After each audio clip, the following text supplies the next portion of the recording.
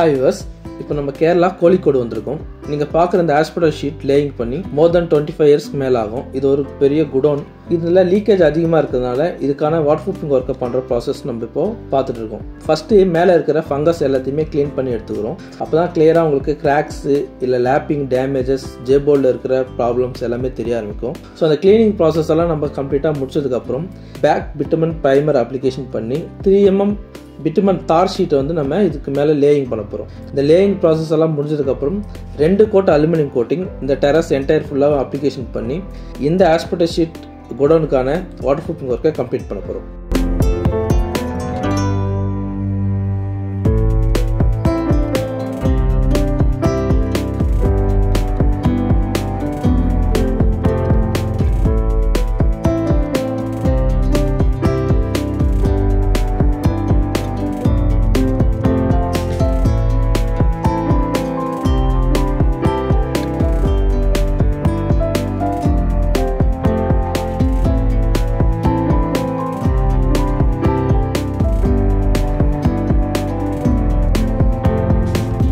இப்போ நீங்கள் பார்க்குற ப்ராசஸ் 3 mm பிட்டுமன் ஷீட்டை வந்து மேலே லேயிங் பண்ணுற ப்ராசஸ்.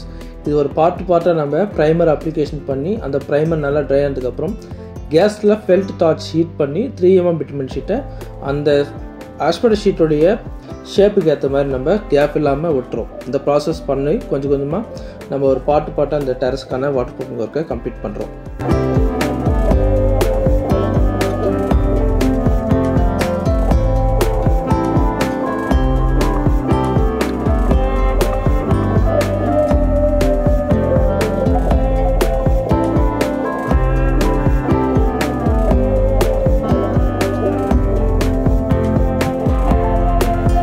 டோட்டலாக இந்த குடோனுடைய சைஸ் வந்து 17,500 ஸ்கொயர் ஃபீட் ஏரியா.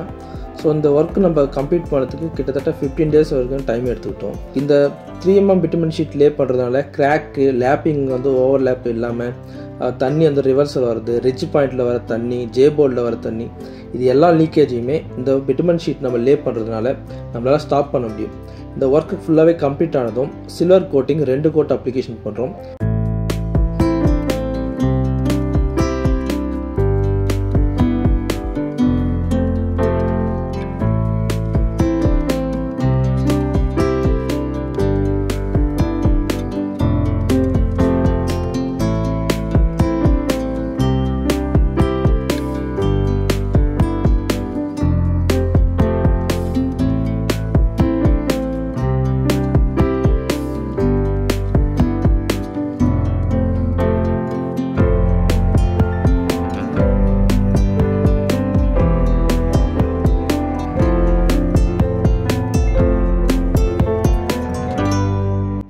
இப்போது சாலிபாண்ட் அதாவது கோல்டு ஸ்டிக்கு மேலே அப்ளிகேஷன் பண்ணுறோம். ஒவ்வொரு ஷீட்டோடைய லேப்பிங் நம்ம ஹீட் பண்ணி மெல்ட் பண்ணி ஒட்டியிருப்போம்.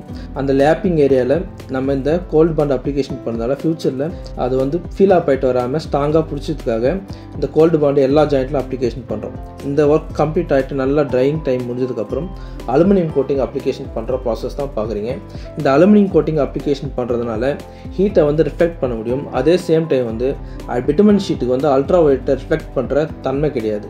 ஸோ அதனால இந்த மேலே அலுமினியம் கோட்டிங் அடிக்கிறதுனால டேரெக்டாக சன்லைட் வந்து பிட்டுமன் ஷீட்டை அஃபெக்ட் பண்ணாமல் இந்த சில்வர் கோட்டிங் வந்து தடுக்கும். இதனால நம்ம அப்ளிகேஷன் பண்ண அந்த தார் ஷீட்டோடைய லைஃப் வந்து இன்க்ரீஸ் ஆகும்.